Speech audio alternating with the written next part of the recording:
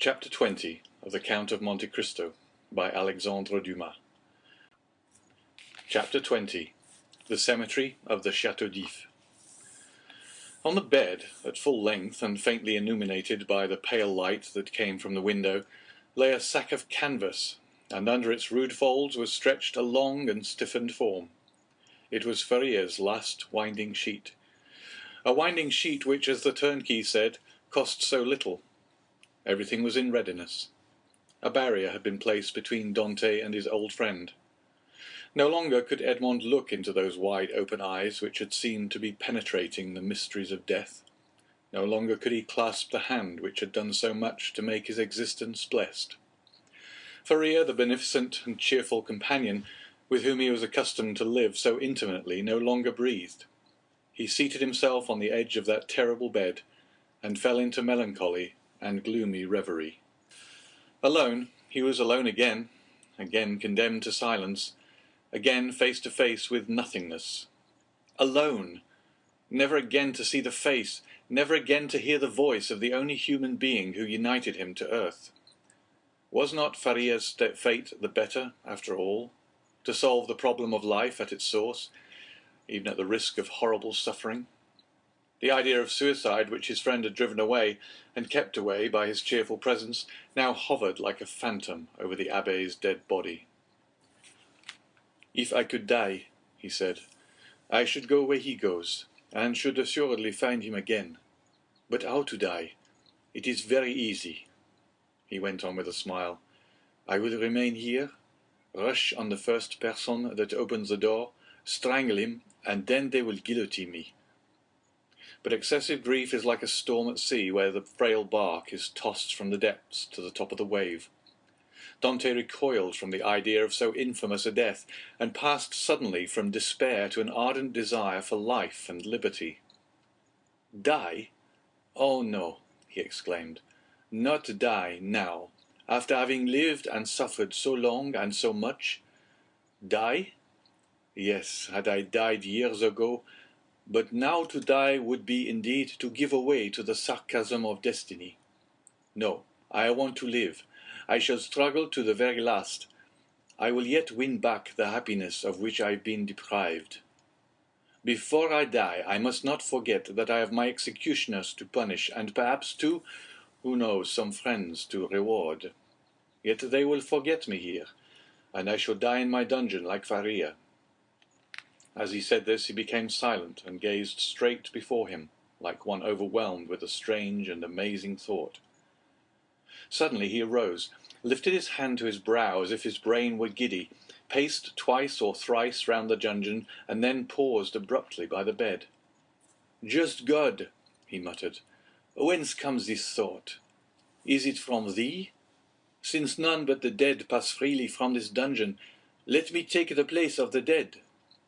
Without giving himself time to reconsider his decision, and indeed that he might not allow his thoughts to be distracted from his desperate resolution, he bent over the appalling shroud, opened it with the knife which Faría had made, drew the corpse from the sack, and bore it along the tunnel to his own chamber, laid it on his couch, tied around its head the rag he wore at night around his own, covered it with his counterpane, once again kissed the ice-cold brow, and tried vainly to close the resisting eyes which glared horribly, turned the head towards the wall so that the jailer might, when he brought the evening meal, believe that he was asleep, as was his frequent custom, entered the tunnel again, drew the bed against the wall, returned to the other cell, took from the hiding-place the needle and thread, flung off his rags that they might feel only naked flesh beneath the coarse canvas, and getting inside the sack, placed himself in the posture in which the dead body had been laid,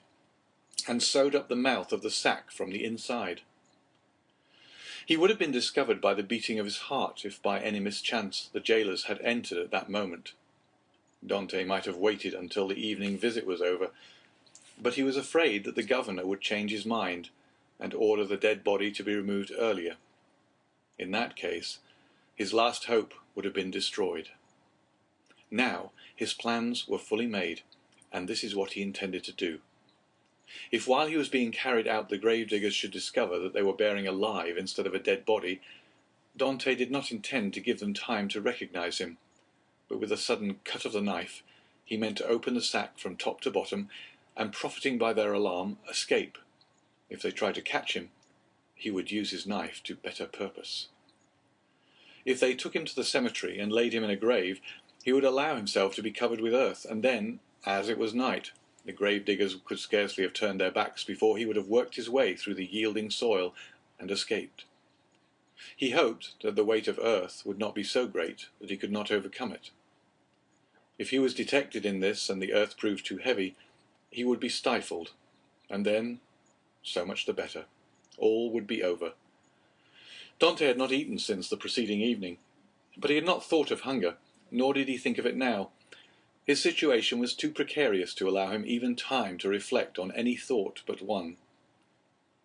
The first risk that Dante ran was that the jailer, when he brought him his supper at 7 o'clock, might perceive the change that had been made, fortunately 20 times at least, from misanthropy or fatigue. Dante had received his jailer in bed, and then the man placed his bread and soup on the table and went away without saying a word. This time the jailer might not be as silent as usual, but speak to Dante, and seeing that he received no reply, go to the bed, and thus discover all. When 7 o'clock came, Dante's agony really began. His hand placed upon his heart was unable to redress its throbbings, while with the other he wiped the perspiration from his temples. From time to time, chills ran through his whole body and clutched his heart in a grasp of ice. Then he thought he was going to die. Yet the hours passed on without any unusual disturbance, and Dante knew that he had escaped the first peril. It was a good augury. At length, about the hour the governor had appointed, footsteps were heard on the stairs. Edmond felt that the moment had arrived, summoned up all his courage, held his breath, and would have been happy if at the same time he could have repressed the throbbing of his veins. The footsteps, they were double, paused at the door, and Dante guessed that the two gravediggers had come to seek him. This idea was soon converted into certainty when he heard the noise they made in putting down the hand bier. The door opened and the dim light reached Dante's eyes through the coarse sack that covered him. He saw two shadows approach his bed, a third remaining at the door with a torch in its hand. The two men approaching the ends of the bed took the sack by its extremities. "He's heavy enough, thou, for an old thin man," said one as he raised the head. "They say every year adds half a pound to the weight of the bones," said another, lifting the feet. "Have you tied the knot?" inquired the first speaker.